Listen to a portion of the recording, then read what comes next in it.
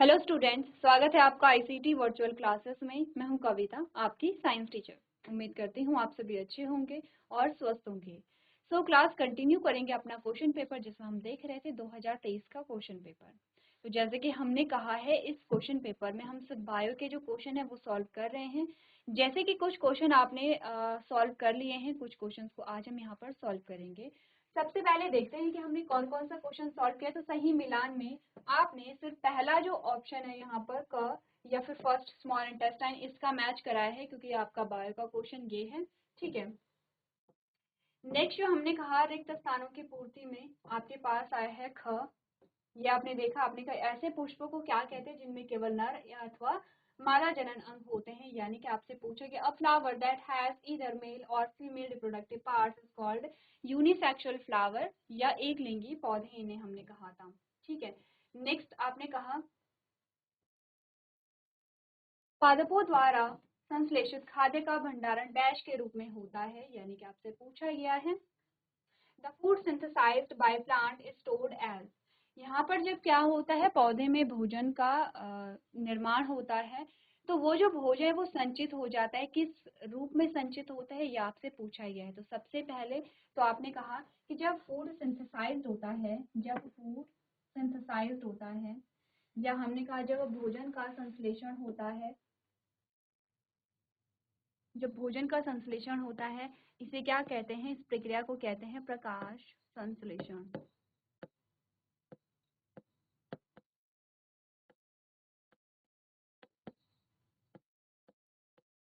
ठीक है, प्रकाश संश्लेषण कहते हैं, यानी इस प्रक्रिया को हम कहेंगे फोटो सिंथेसिस। अब जब फोटोसिंथेसिस के द्वारा भोजन का निर्माण हुआ तो क्या बना था, ग्लूकोज बना था। इसका फॉर्मेशन हुआ है, ग्लूकोज का फॉर्मेशन हुआ है।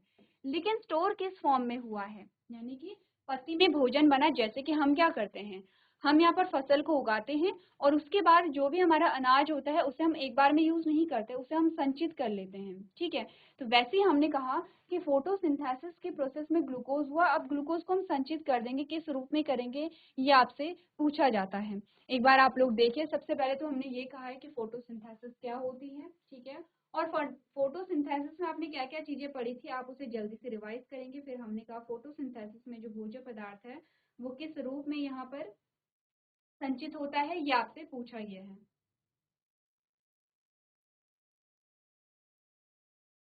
चलिए, तो हमारा जो आंसर आया था, हमने कहा था कि जो ग्लूकोज है वो पौधों में किस रूप में यहाँ पे संचित होता है। तो हमने कहा ये होता है स्टार्च के रूप में।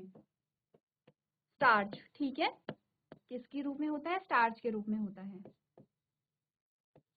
क्लियर है इतना। आगे बढ़े। नेक्स्ट हमारे पास सत्य और असत्य जो प्रश्न हमसे पूछे गए हैं, इसके बारे में हम डिस्कस करते हैं। ये हमारा क्वेश्चन है, आपको क्या बताना है, सही और गलत जो है उस पर आपको टिक लगाना है। आपको सबसे पहले बोला गया है अत्यधिक, जो क वाला है यानी कि जो ए है, उसमें पूछा गया है कि जब अत्यधिक व्यायाम करते समय व्यक्ति की श्वसन दर धीमी हो जाती है, ये सत्य है या ये असत्य है। ठीक है, यानी आपसे पूछा गया है during heavy exercise the breathing rate of a person slow down. आपको बताना है ये सत्य है या असत्य है। देखिए, जब हम क्या करते हैं, हम रेस करते हैं या हम एक्सरसाइज करते हैं या हम कोई काम करते हैं, उस टाइम पे हमारी श्वसन दर बढ़ जाती है या घट जाती है, क्वेश्चन ये है। तो ये प्रैक्टिकल बेस्ड क्वेश्चन है, ऐसा नहीं है आपने चाहे चैप्टर नहीं भी पढ़ा है फिर भी आप इस क्वेश्चन का आंसर दे सकते हैं। हमने कहा आप किसी से भी पूछेंगे कि काम करते टाइम आपकी जो सांस है क्या वो फूलने लगती है या आप सांस धीमी दर से लेते हैं, धीमी तरीके से लेते हैं। जैसे आप बैठे हुए हैं, आप नॉर्मली आपकी श्वसन दर क्या है, नॉर्मल है। अब आपको बोला गया कि आपको एक्सरसाइज करनी है, ठीक है, आपको उठक बैठक लगानी है या आपको भागना है। उसके बाद क्या होता है, हमारी सांस फूलने लगती है, हमारी जो सांस है वो क्या होती है, तेजी से चलने लगती है। इसको हम कहते हैं श्वसन दर। एक मिनट में आप कितनी बार श्वसन कर रहे हैं, कितनी बार आप सांस ले रहे हैं और छोड़ रहे हैं, उसे हम श्वसन दर कहते हैं। तो जब भी कोई काम करते हैं, जब भी कोई व्यायाम या एक्सरसाइज करते हैं, तब हमारी सांस क्या होती है, फूलने लगती है। इस स्टेटमेंट में क्या बोला गया कि अत्यधिक व्यायाम करते समय व्यक्ति की श्वसन दर धीमी हो जाती है, यानी कि during heavy exercise the breathing rate of a person slow down. हमने कहा नहीं, ये क्या है, असत्य है। क्या है, ये फॉल है, असत्य है। सत्य क्या है यहाँ पर, कि जब भी हम एक्सरसाइज करते हैं तब हमारी सांस जो होती है वो फूल जाती है। ऐसा क्यों होता है कि हमारी सांस फूल जाती है? उसका आंसर क्या होगा?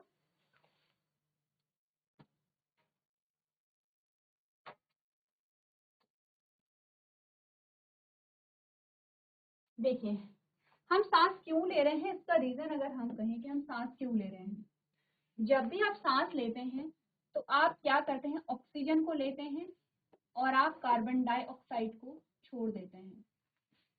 इस प्रक्रिया को हम क्या कहते हैं, यहाँ पे श्वसन कहते हैं। ये प्रक्रिया हमारी क्या है, श्वसन है।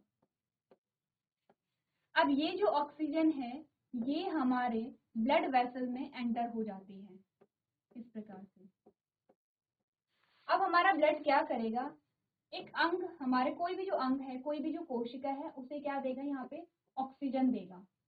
ठीक है, ऑक्सीजन जब देता है तो क्या होता है, आपने कहा कि आपके पास होता है ग्लूकोज, जब भोजन का पाचन होगा तब आपके पास होता है ग्लूकोज। ऑक्सीजन क्या करता है, इस ग्लूकोज को तोड़ करके हमें क्या देता है, ऊर्जा देता है। हमें क्या देगा, ऊर्जा देगा। तो क्या हम कह सकते हैं कि जितनी अधिक ऑक्सीजन हमारी सेल या हमारी कोशिका या हमारे अंग में आएगी उतनी ज़्यादा हमें ऊर्जा मिलेगी, क्योंकि जितनी ज़्यादा ऑक्सीजन आएगी उतनी ज़्यादा ऑक्सीजन ग्लूकोज को तोड़ेगी, G4 ग्लूकोज है, उतनी ज़्यादा ऑक्सीजन ग्लूकोज को तोड़ेगी, उतनी ज़्यादा आपको ऊर्जा मिलेगी। अब आप बैठे हुए हैं, आपको क्या चाहिए, ऊर्जा की बहुत अधिक आवश्यकता नहीं है, क्योंकि आप ऐसा काम नहीं कर रहे हैं। ऊर्जा की आवश्यकता है लेकिन बहुत ज़्यादा नहीं है, ध्यान रखेंगे, ठीक है।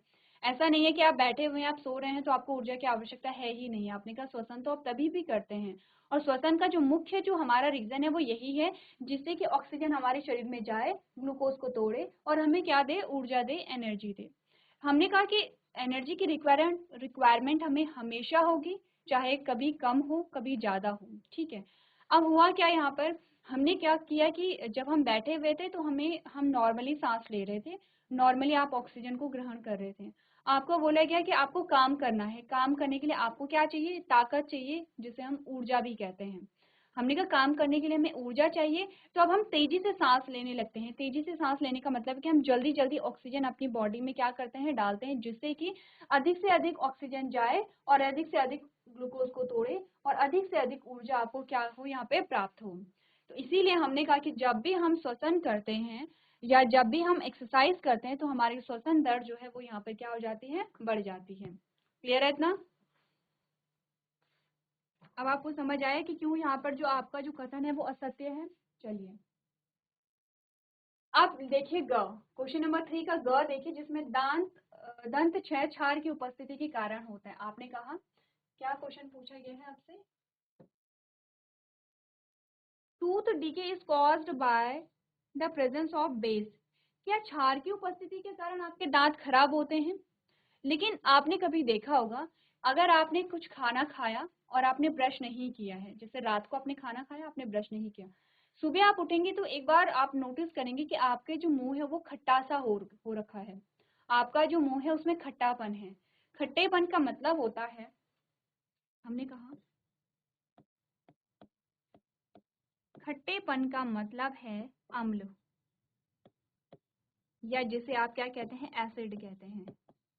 हमने कहा कि एसिड या अम्ल क्या होते हैं, जैसे जो खाने में खट्टे होते हैं, स्वाद में कैसे होते हैं, खट्टे होते हैं। अभी आपको ऐसे ही याद कराया जाता है, एसिड जो है वो स्वाद में खट्टे होते हैं, ठीक है।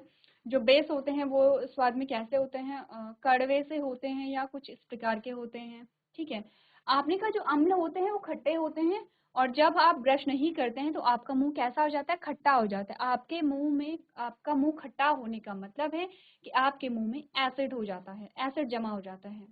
आपने कहा यही जो एसिड है ये क्या करता है, जो हानिकारक जीवाणु है उन्हें पनपने देता है, और धीरे धीरे करके आपके जो दांत है वो क्या होते हैं, सड़ने लगते हैं। तो हमने कहा नहीं, दंत क्षय जो है या फिर टूथ डिके जो है वो यहाँ पर आपने कहा क्षार की उपस्थिति के कारण नहीं, बल्कि एसिड की उपस्थिति के कारण क्या होता है, खराब होते हैं। तो हमने कहा ये जो हमारा स्टेटमेंट है ये भी हमारा गलत है। क्या हमने समझा, हमने समझा कि जो दंत क्षय है वो किसकी वजह से होता है, यहाँ पे एसिड की वजह से होता है, ठीक है। क्लियर है? आगे बढ़े यहाँ पे। अब क्वेश्चन नंबर 3 का ग देखिए, जिसमें कहा गया कि जीभ लार को भोजन के साथ मिलाने में सहायता करती है। The tongue helps in mixing food with saliva. अच्छा, दांत जो जीभ है हमारी उसके क्या क्या कार्य होते हैं जीभ के। हमने कहा एक तो जो टंग का जो फंक्शन है, जो जीभ के जो कार्य हैं, वो एक तो बोलने में होता है, स्पीकिंग, बोलना। दूसरा है स्वाद पहचानना, ठीक है। तीसरा जो काम होता है, वो तीसरा काम ये है कि लार को भोजन के साथ मिक्स करना। अब आपने कहा कि ठीक है, बोलना हमें पता है, स्वाद को पहचानना भी हमें पता है, लेकिन लार को फूड के साथ मिक्स करके क्या होता है? आपने कहा जब लार, जो भोजन के साथ लार हमारा इकट्ठा होता है, मिक्स होता है, तब आप भोजन को अच्छे से चबा पाते हैं, प्लस भोजन को निगल पाते हैं। कभी देखा है जब आप ब्रेड खा रहे हो और आपका जो मुंह है पूरा सूख जाता है, आप चबा भी नहीं पाते हैं, आप निगल भी नहीं पाते हैं, इस केस में आप क्या करते हैं? पानी पीते हैं। यानी कि वहां पे क्या हुआ, आपका जो सलाइवा वो पूरा खत्म हो गया, वो पूरा सोख लिया गया है, किसके द्वारा? ब्रेड के द्वारा। हमने कहा जो लार को जब तक भोजन के साथ मिक्स नहीं किया गया है, तब तक वो चबाने में इजी नहीं होता है और आप निगल नहीं सकते हैं खाने को, ठीक है। तो जो जीभ का कार्य होता है वो क्या करता है? यहाँ पर भोजन को लार में मिलाने का काम करता है। तो आपने कहा ये जो स्टेटमेंट है ये क्या है? हमारा सही है, ठीक है, क्लियर है। तो सत्य और असत्य में आपके जो तीन खंड हैं, क, ग एंड ग, यानी कि ए, सी और आपका जो ई आता है, ठीक है, ये आपके क्या आते हैं? बायो के हैं, और वो हमने यहाँ पर क्या कर लिए हैं? सॉल्व किए हैं। तो चलिए अपने कॉपी में जो क्वेश्चन के आंसर है वो आप लोग यहाँ पर नोट कर लेंगे।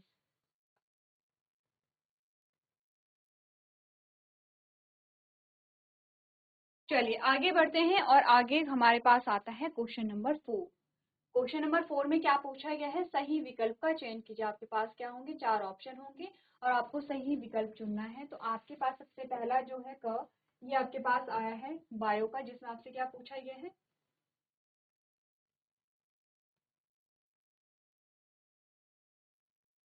इसमें आपसे पूछे कि अमरबेल उदाहरण है। अमरबेल जो है वो किसका उदाहरण है? आपने कहा स्वपोषी का, परजीवी का, मृतोपजीवी का या परपोषी का। यानी कि क्या पूछा गया है?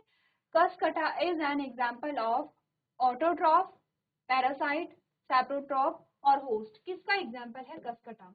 ये जो क्वेश्चन आपका आया है किससे आया है? पोषण से आया है। आपने पढ़ा था पादपों में पोषण, क्या पढ़ा था? पादपों में पोषण पढ़ा था, ठीक है। तो सबसे पहले तो ये समझिए कि आपने पोषण में क्या क्या चीजें समझी हैं।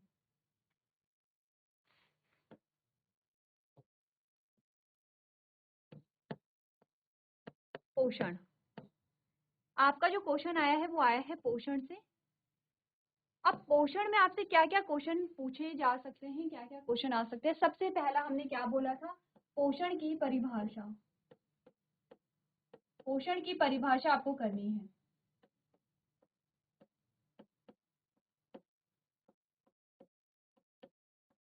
क्या है पोषण की परिभाषा? यहाँ पर या तो आप लाइन डायग्राम बनाइए या फिर आप कहेंगे पूरी डेफिनेशन लिखिए। बात लिखिए, आपने कहा भोजन को ग्रहण कर, क्या किया गया है? भोजन को ग्रहण कर क्या हुआ है? भोजन का पाचन हुआ है।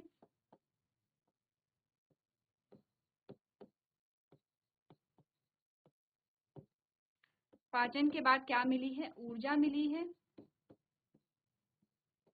और ऊर्जा का शरीर के द्वारा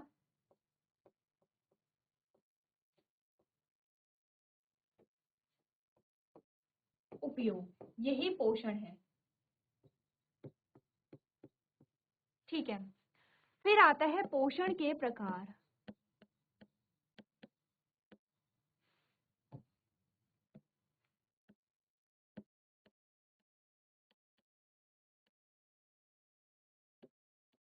पोषण के प्रकार, तो कितने प्रकार होते हैं पोषण के? आपने कहा स्वपोषी पोषण,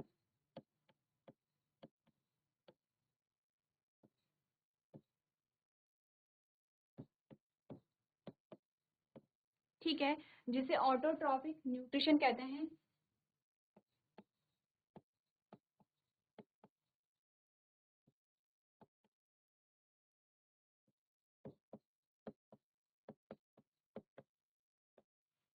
और दूसरा टाइप है परपोषी पोषण,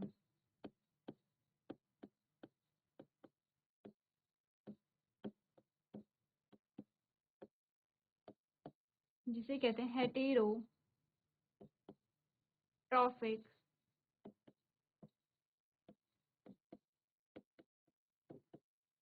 न्यूट्रिशन, ठीक है, पोषण के प्रकार रहते हैं।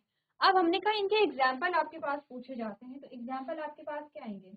अगर हम बात करें यहाँ पर स्वपोषी पोषण के बारे में, इसके एग्जाम्पल हमारे पास आते हैं ग्रीन प्लांट्स या हरे पादप, ग्रीन प्लांट्स जिन्हें आप हरे पादप कहते हैं। और परपोषी पोषण के अगर हम यहाँ पर एग्जाम्पल देखें तो आपने कहा जो जंतु होते हैं, जो जंतु हैं, जो कवक हैं और कुछ बैक्टीरिया, कुछ कुछ जीवाणु, ठीक है, बैक्टीरिया को क्या कहते हैं? जीवाणु कहते हैं, जीवाणु। यहाँ पर हरे पादप की जगह यहाँ पे कुछ वो भी आएंगे, ग्रीन प्लांट्स भी, कुछ बैक्टीरिया भी आएंगे, कुछ जीवाणु भी आएंगे, पादप व जीवाणु, ठीक है। कुछ ऐसे जीवाणु होते हैं जो स्वपोषी होते हैं, कुछ ऐसे जीवाणु होते हैं जो क्या होंगे? परपोषी होंगे। क्लियर है इतनी बात? अब परपोषी की भी अलग अलग टाइप हमारे पास आते हैं। तो जब हमने स्वपोषी की बात की थी, जब हमने बात की थी स्वपोषी पोषण की,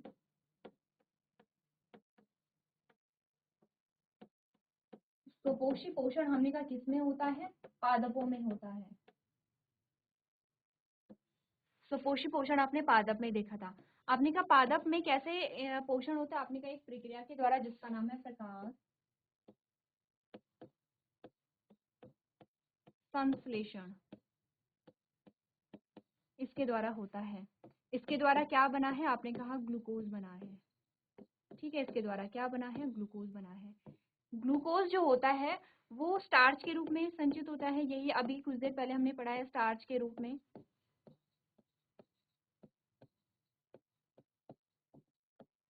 संचित होता है, ठीक है। क्लियर है?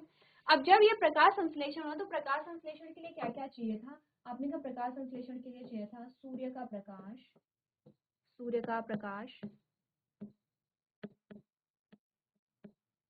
आपको चाहिए थी कार्बन डाई, आपको यानी कि प्लांट को क्या चाहिए था? Carbon dioxide, carbon dioxide, H2O, और यहाँ पर क्लोरोफिल या हरित लवक। क्लोरोफिल को क्या कहते हैं? हरित लवक कहते हैं, हरित लवक, ठीक है। इस प्रकार से क्या वो फोटोसिंथेसिस के प्रोसेस में। तो यहाँ पर अगर हम बात करें परपोषी पोषण के बारे में, हम क्या बात करें?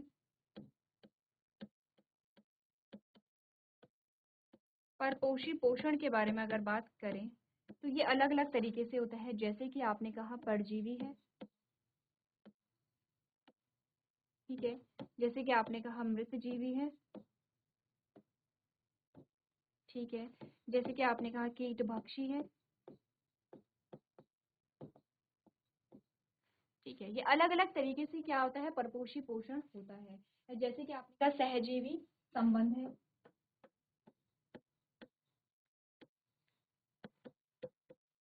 सहजीवी संबंध में हम एग्जाम्पल देखते हैं लाइकेन।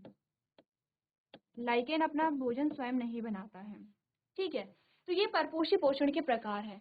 अब डिफरेंस क्या है? आपने कहा परजीवी क्या होते हैं? किसी जीवित जीव पर अपने भोजन के लिए, जीवित जीव पर भोजन के लिए निर्भर होते हैं।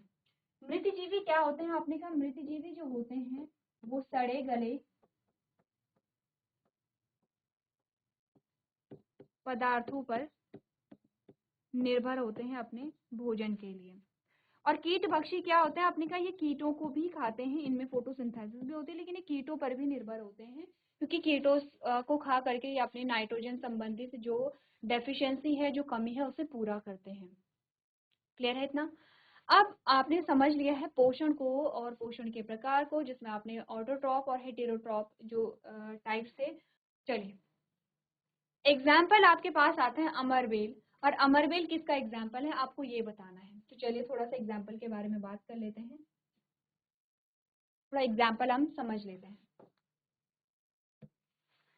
हमने कहा इसका तो एग्जाम्पल है यहाँ पे लाइकेन। परजीवी का जो एग्जाम्पल है वो आता है यहाँ पर अमरबेल, ठीक है। आंसर मिल गया। अमरबेल क्या है? मृत जीवी का आंसर है यहाँ पर कवक, और कीट भक्षी का एग्जाम्पल है घटपर्णी।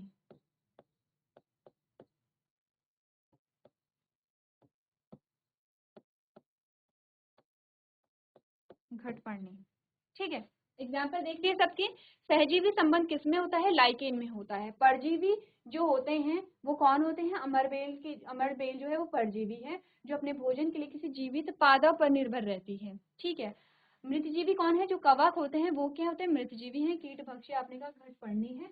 अब आप ऑप्शन देखिए, जल्दी से अपने ऑप्शन देखिए। ऑप्शन में क्या क्या पूछा गया है, क्या क्या आपके पास है। आपने कहा ये स्वपोषी होते हैं अमरबेल, आपने कहा नहीं स्वपोषी तो नहीं होंगे।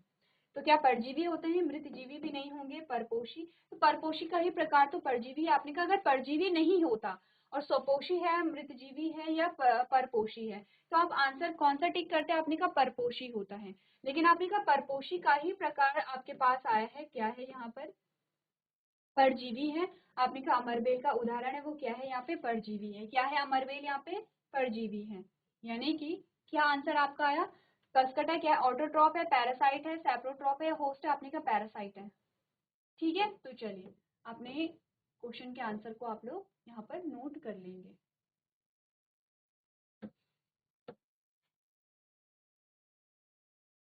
चलिए क्वेश्चन का आंसर आप लोग नोट कर लेंगे यहाँ पर।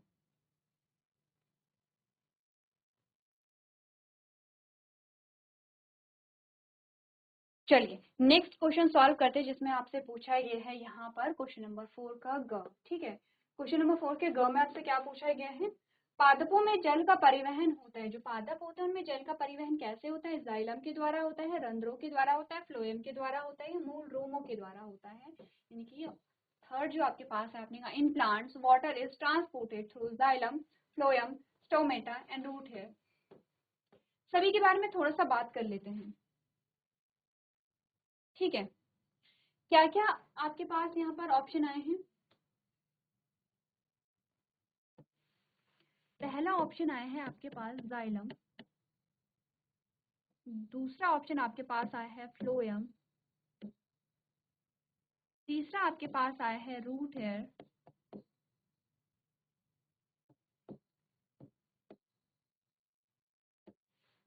ठीक है। या तीसरा आपके पास स्टोमेटा आया था, चलिए कोई नहीं। और नेक्स्ट आपके पास आया स्टोमेटा। अगर हम इन सभी का डायग्राम बनाए तो हम कैसे डायग्राम बनाएंगे? देखिए ये है यहाँ पर अर्थ, ठीक है।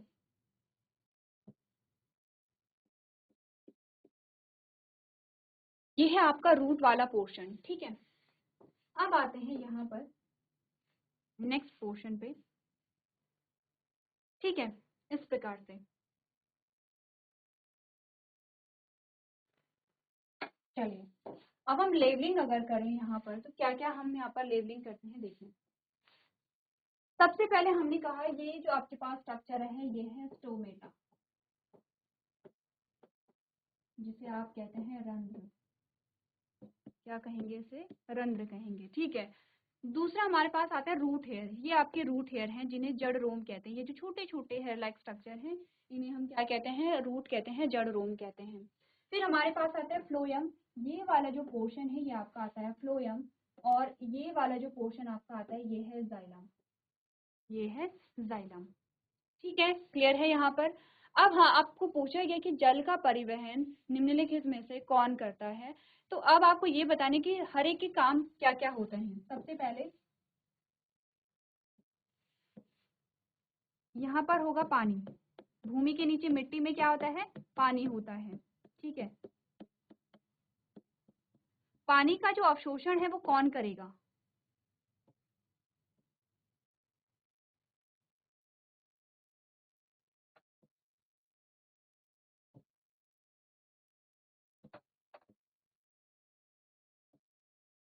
पानी का जो अवशोषण है वो यहाँ पर कौन करता है? आपने कहा जो यहाँ पे जड़ रोम होते हैं, जड़ रोम के माध्यम से जो पानी है वो अंदर जाता है, ठीक है।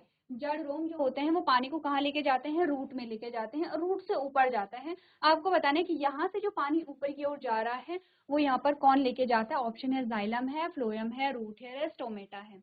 अब हमने सभी को समझा है, जाइलम फ्लोएम के काम को भी हमने देखा है, क्या क्या इनके फंक्शन होते हैं, रूट हेयर का फंक्शन देखा है, स्टोमेटा का फंक्शन देखा है। ये क्वेश्चन आपका होमवर्क में है, हमने डायग्राम भी बनाया है। आप एक बार देख करके लेके आएंगे कि इसका क्वेश्चन क्या होगा, और रीजन भी बताएंगे कि आपने अगर कोई ऑप्शन यहाँ पर चूज किया है तो उसका रीजन यहाँ पर क्या है। तो क्वेश्चन को यहाँ पे नोट कर लेंगे आप लोग, और अपना जो आंसर है उसे घर से कर करके लेके आएंगे। तो आज के सेशन में हम इतना ही करेंगे। अभी तक क्लास में बने रहने के लिए आपका धन्यवाद।